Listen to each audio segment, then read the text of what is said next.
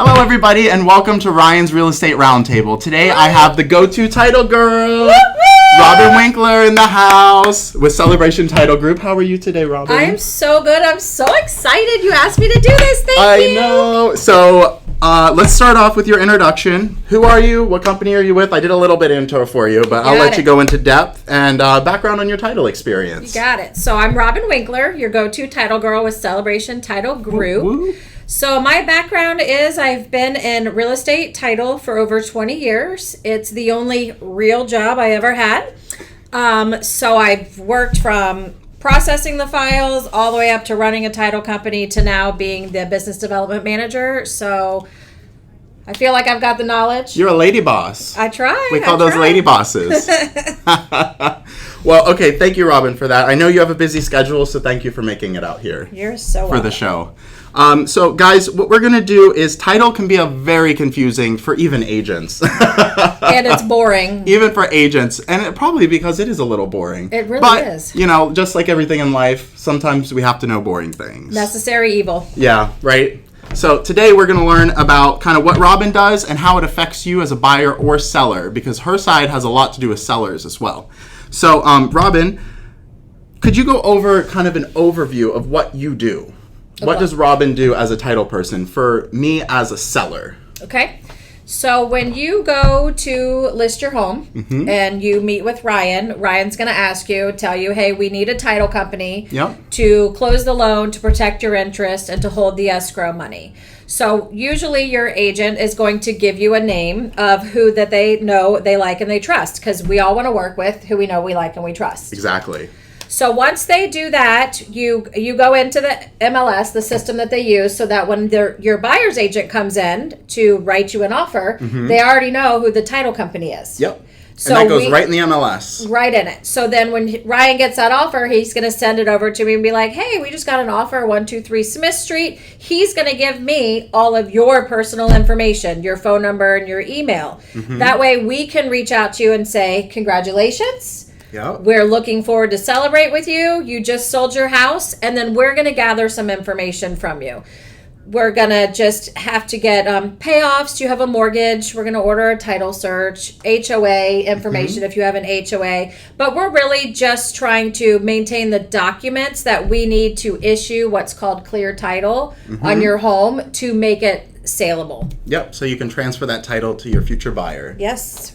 So tell us about something about, you know, what does the title process affect on the buyer side versus the seller? So if I'm a buyer, what do I have to know versus a seller? You know, what extra steps do I need to know about the title process? So when you're buying, we are a lot like your lender. Yep. We're going to ask you a lot of questions. We're going to gather a lot of personal information. We need your socials just like your lender does. We need to know who you're getting financing through, whether you're doing financing or you're doing cash. Yep. And then we work hand in hand on the buy side with your lender. So it's very important when you're buying something that time is of the essence. Because when Ryan makes your contract, at the very bottom it says on or before your closing date. Yep. You've got timelines for inspections. So your lender and us as title, we have to make sure that we're all on the same page with your timelines. So when we're asking you for things and when your lender's asking for things, it's very redundant. You're going to get tired of sending stuff over. But time is of the essence. Time is of the essence. You really need to send it over. We are the one that controls the money portion of it. So unless we have all your good stuff and your stuff from your lender and we can put those numbers to paper to show you this is how much money you need to close this deal, you're just going to delay the transaction. Exactly. And if I'm a buyer, once I go under contract, I have to actually wire you some money, right? Yes. So we prefer a wire. Most title companies do. However, when it's an escrow deposit, it can be a personal check. Yes. Or a cashier's check. Never cash. Please don't ever bring your title company $5,000 in cash. You'll make them nervous. Don't do that. Very nervous. Very nervous. It's got to be in the form of that. And the reason being is so that we can have time, your lender, to source those funds. Yes, because last week's episode, we talked to Mike about he has to see the bank statement from Yes. sending you the money. Yep. So you can't necessarily prove cash. No. And it gets messy. It's just messy. Keep your mattress money under your mattress Yep. when you're doing buying or selling a house. We don't need to see your mattress We money. don't need to see your mattress No. money. We do have cyber fraud protection. Yes. So when you do buy and sell a house, your lender and your realtor is going to tell you a lot. I'm sure Ryan tells his people all the time. Yes. Be careful of wire fraud. It's out there. But we at Celebration Title Group have what's called wire fraud insurance. Yes. So we actually have a policy insuring all of your money that is sent to us. That way, if for some reason the money does get hacked, Yes. we don't have to hold up your closing or your transaction because we're going to go ahead and fund that file through our wire fraud insurance. The value in that is just so, it makes me sleep at Huge. night. It's huge. I will tell you, I'll just give a quick example I'll put my agent hat on real quick. And I had an investor who was paying cash for a condo, and the fraudsters had hacked his account. They got into his Gmail, they looked at the contract, so they knew exactly how much money to send. Or he had the, at the end of a transaction, you get what's called a CD, which is your closing disclosure that has a breakdown of all your amounts. So it says, from buyer, X amount of money. Well, this X amount of money was over $80,000. Or 90, I'm sorry, it was over 90. I would freak out. Who has $90,000 lying around? I surely don't. If it was $1,000, I'd probably have a heart attack. I had a heart attack. He called me and said that it came, and it's like, oh no. It's like if you got a red letter from the IRS in the mail, you're just like, it's here! It's finally happened.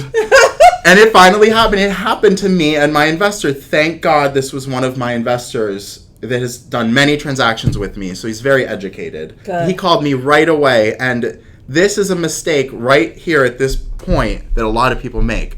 They think, oh, it came from my agent's email, because the email came from Ryan at ryansellsorlando.com. Oh, So they, one little typo. yeah, and who's looking all the way at the end? These wouldn't people notice. know what they're doing. Yeah. It's crazy. Sometimes they trick. A lot of times they trick even the professionals who do this for a full-time living. Mm-hmm. So it's important to verify any funds that you send, no matter what. Escrow, closing funds, it can all be kind of lost in the confusion, and then you might run into a fraudster. Yes. So for me personally, all of my clients, you will sign what's called a wire fraud addendum, and it will go over everything to protect you. So it's that's an really educational piece, yes. That's good. And then it's also another, I guess, helps me sleep at night moment, is that you guys insure it. Yes. So the sellers don't have to worry, and the buyers don't have to worry. Because if a buyer sends the funds and it gets stolen, there might be a chance that they don't want to buy your house anymore. Yes. True. But if it's insured, then, everyone moves on their way and you call it a bad day. And nobody knows. Yeah, and nobody finds out. You don't know that there was a hiccup. We just move on and deal with And it they on take the care back of end. it for you. That So it nobody's is, hair's on fire. and that's another reason that you have to be very careful with choosing who represents you in a deal, because it can make or break the deal on every single segment. Yes. Because the round table is a very developed table, and we've done partners for over years to vet them. So these guys know what they're doing. So typically, what are some fees that I have to pay as a seller? As a seller? As a seller. Okay, so here in Florida, the seller will have the title insurance Okay. premium, and the title insurance, they're paying for that on behalf of the buyer. Okay. The seller will have a closing fee. Okay. There's what's called a title search fee, and that's us searching the title. That's what shows us how many mortgages they have on the property. Yep. Is there an HOA? Is there a lien on the home for The something? municipal Yep. search. And Say then we that do fast. the municipal lien search. The municipal lien search is checking for expired permits, Right. not closed permits. So then they also pay for that search, and then they're going to have some of the taxes, doc stamps on the deed. They're just Yep. going to have some of the taxes that they're going to have to pay. But typically, the seller's just in charge of their title Yep. fees.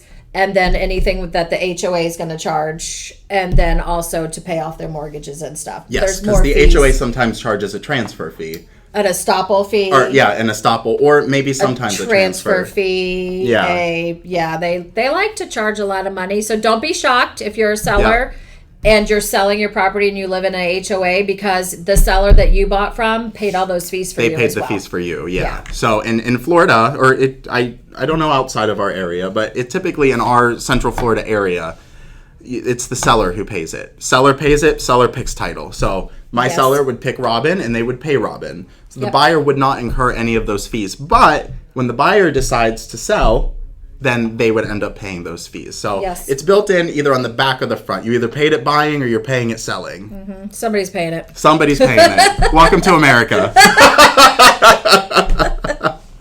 That's funny. So we just kind of went over it a little. Are there any fees associated for title on the buyer's side? The buyer pays for what's called the lender's title policy. Okay. So the buyer's paying for the lender's policy to protect the lender because the buyer's the one getting the loan. Right. The seller's paying the owner's policy to protect the new buyer who Yep. is buying their property. If it's a cash deal and there's no loan, obviously there's no lender's policy. But Yep. you always want to have title insurance, whether it's a cash Right. deal or not. Because anything can come up. Anything. And it does.